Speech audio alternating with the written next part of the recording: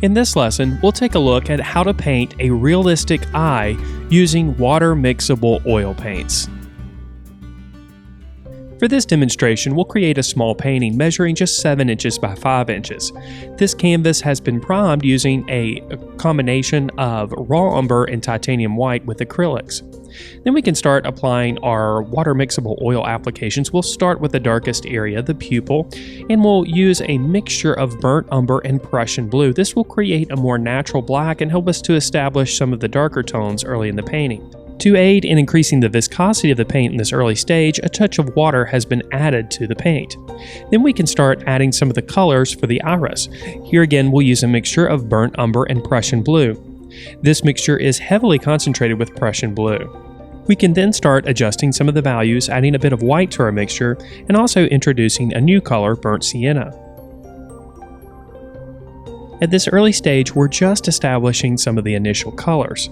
Of course, adjusting the value is where the magic is going to happen here. So we'll gradually start adding a bit of white to lighten up some of the tones.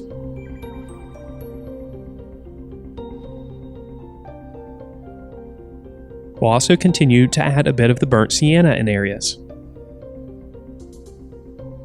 Here, we're gradually getting lighter, increasing the contrast, and also bringing out some of the patterns in the iris. A bit of olive green is added as well. Then we can go back and start pushing the contrast even further, adding some darker areas, again with a mixture of Prussian blue, burnt umber, and a touch of olive green. As we go, we'll consider the brush strokes that we make here. In some areas, we'll pull the strokes outward from the pupil towards the outer edges of the iris.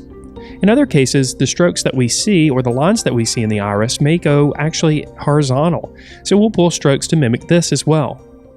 It's important not to rush this process. Be patient and allow the contrast between values to develop. Ultimately, this will create the illusion of the details that we see. We'll continue to push the contrast, again adding darker areas as well as lighter areas. And with a smaller brush, we can add some of the small details. We'll continue going back and forth with our burnt sienna, which is found mainly around the outer edge of the pupil, and our mixture of burnt umber, Prussian blue, and olive green around the outer edges of the iris.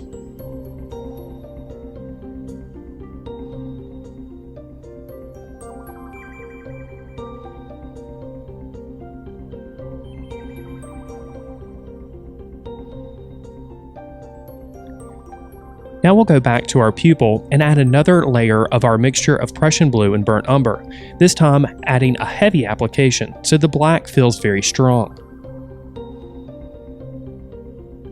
We'll add a bit of highlight on the eye here as well using titanium white. And we'll also add a bit of the titanium white to the left side of the pupil. Then we'll go back to our iris and continue lightening up the values, again increasing the contrast and bringing out the details of the eye.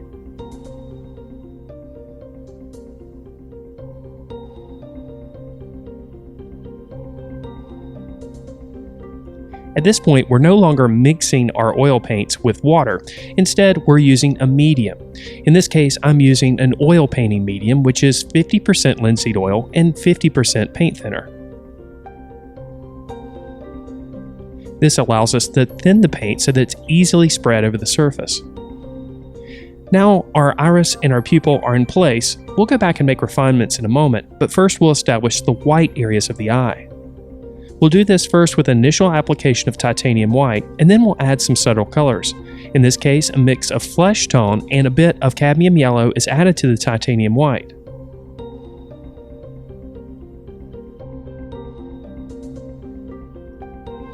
A bit more of the cadmium yellow is added to the mixture and added on the left side of the eye.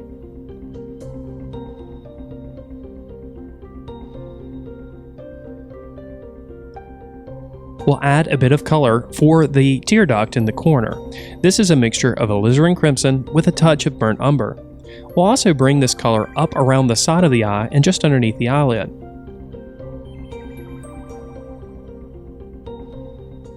Expect some mixing to occur with the titanium white applications. We can blend and smooth these transitions using a soft sable brush. We can also continue to adjust the color and value with additional applications of our alizarin crimson and burnt umber mixture. We'll continue to adjust the transition, allowing for some of the color to make it into the white part of the eye. We want the eyeball to appear like a sphere, so some subtle darker values will exist closer to the tear duct, underneath the bottom portion of the eye, and just underneath the eyelid. We'll continue to blend these transitions using a clean, soft sable brush. We'll also continue to darken the value, especially in the tear duct and just underneath the eyelid. To make this value darker, just simply add a bit more of the burnt umber with the alizarin crimson. Around the edges of the iris, the line does not need to be quite as crisp, so we'll use the soft sable brush and gently go over the edges to blur them slightly.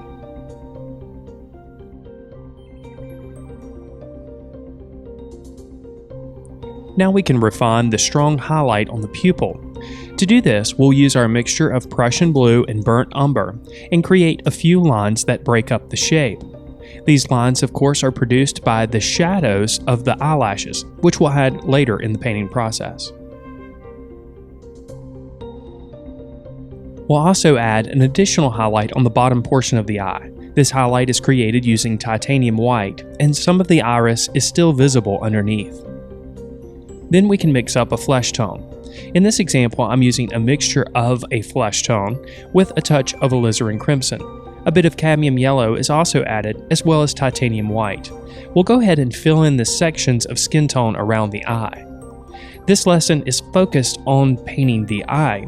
Although we are adding some skin tones and details and wrinkles around the eye, we'll allow the applications around the eye to be quite looser. You can see here that our skin tone mixture, is heavily concentrated with alizarin crimson just underneath the eye and across the eyelid. A touch of cadmium red is also included in this mixture. We'll also add burnt umber in areas to make the value slightly darker. We can see this just underneath the brow line. Once our initial applications of color are in place, we can start refining these sections by adjusting the value and adding additional colors. Here, our mixture is dominated by the burnt umber. We'll add a few additional wrinkles, and we'll also darken up some of the shadowed areas underneath the eyebrow and on the left side of the eyelid.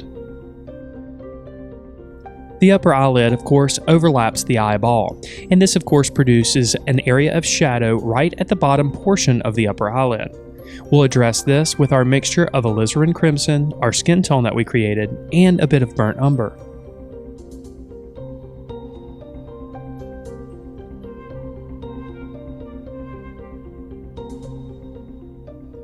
We'll continue working around the eye and the skin areas, darkening values as we see fit.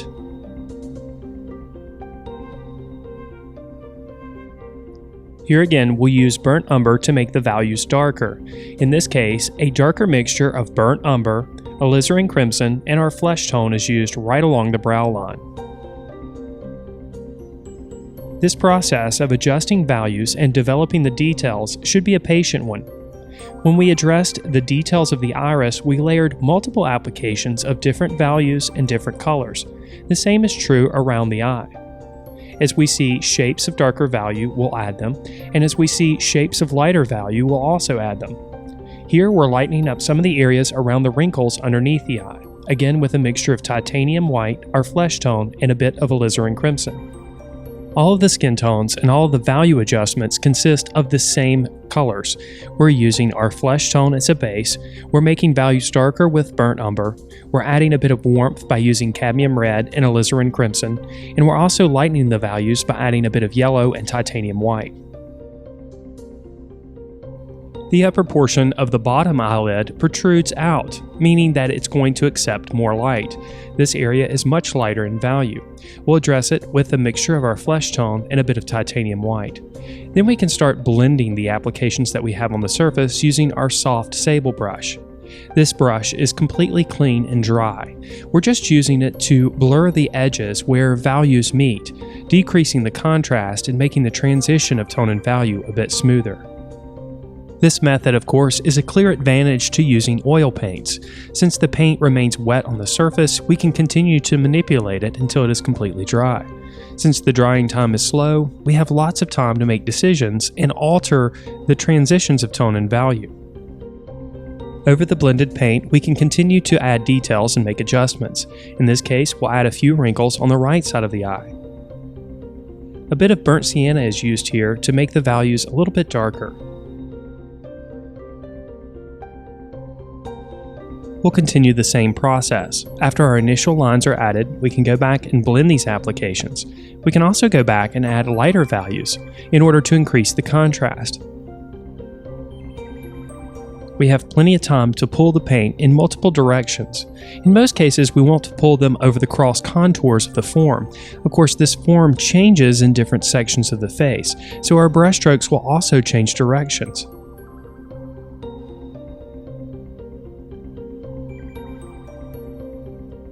We'll add a slightly darker area just over the right portion of the eye. This will add a bit more variety to our skin tone and help to create the illusion of the form of the face. Now we'll go back and start adding some of those lighter values. Of course, the illusion of wrinkles is all dependent on value and the contrast between the values. Adding lighter values next to the darker values increases the illusion of the wrinkles by increasing the contrast. The opposite of this is true.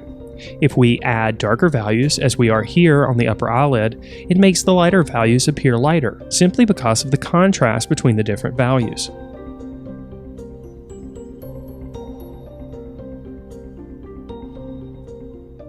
We'll continue to make adjustments, this time making some of the values on the upper portion of the brow a little bit lighter. We'll also make a lighter value close to the center of the eyelid where it protrudes out the most. We'll continue adjusting the values on the areas around the eye and the skin tone. Here, a bit of lighter value is added to some of the wrinkles. We'll continue adding slight varieties of our skin tone around the eye. As we do so, we're increasing the variety within the piece and also creating a more representational illusion of skin. We'll add some darker tone on the right side of the picture plane, where the face starts to curve. These applications are then gently blended using the soft sable brush, before going back and enhancing the contrast in the wrinkles even further.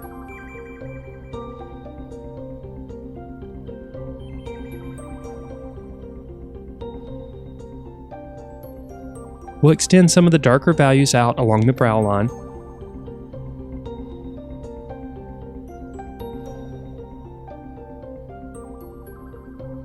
And then again, gently blend these applications in with the soft sable brush.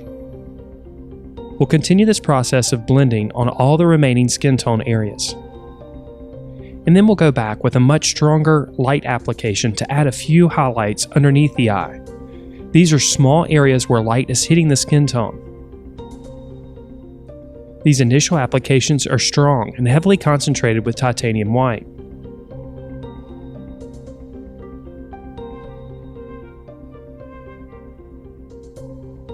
These applications, of course, add a bit more variety and add to the realism.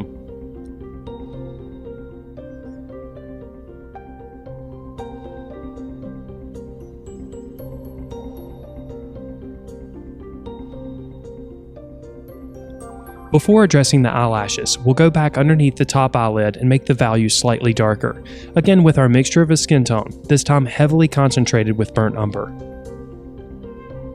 Now we're ready to address the eyelashes. For this, we'll use a mixture of burnt umber and Prussian blue, making a more natural black. We'll use a rigger brush or a script liner brush to make these marks. Before making applications, a heavy amount of medium is added to the paint to make it viscous enough to be easily spread over the surface. Then we'll just pull strokes in the direction that the hair grows out from the upper eyelid. Notice that the hairs start a little bit higher up on the eyelid than you may assume. Every set of eyelashes, of course, is different, and some eyelashes will extend much longer than this and be more plentiful. A few eyelashes are added to the bottom lid as well. Now we're ready to address the eyebrow, and in this particular subject, the hairs are very sparse and spread out. For this reason, we'll handle the eyebrows in a similar way that we handled the eyelashes. pulling strokes outward from where it grows along the brow line. Again, our mixture of burnt umber and Prussian blue is used here, with a heavy amount of medium aiding in the viscosity and flow of the paint. Some of the strokes are smaller and lighter in value. Some of the strokes are darker and longer in value. These strokes curve around the brow line that we've established. And as they become more sparse out towards the outer edges, shorter strokes are used. Then we'll go back underneath the eyelid and make some of the values slightly darker, again with our mixture of our flesh tone that we created, a bit of alizarin crimson, and just a touch of burnt umber. After these last adjustments are made, our water mixable oil painting of an eye is complete. If you're ready to learn more about drawing and painting, then check out our comprehensive membership program, which includes video courses, weekly live lessons, ebooks, lesson plans for teachers, and much, much more. To learn more about our program, just click on the card in the upper right-hand corner or visit thevirtualinstructor.com/members today. And if you'd like to check out 3 of our course modules for free, you can do so by joining our mailing list. Just click on the link you see here on your screen. You'll get access to 3 of our course modules, which includes videos and ebooks, and of course you'll get updates when new lessons are posted on the website. And if you're watching this on YouTube, make sure that you subscribe to the channel. Thank you so much for watching.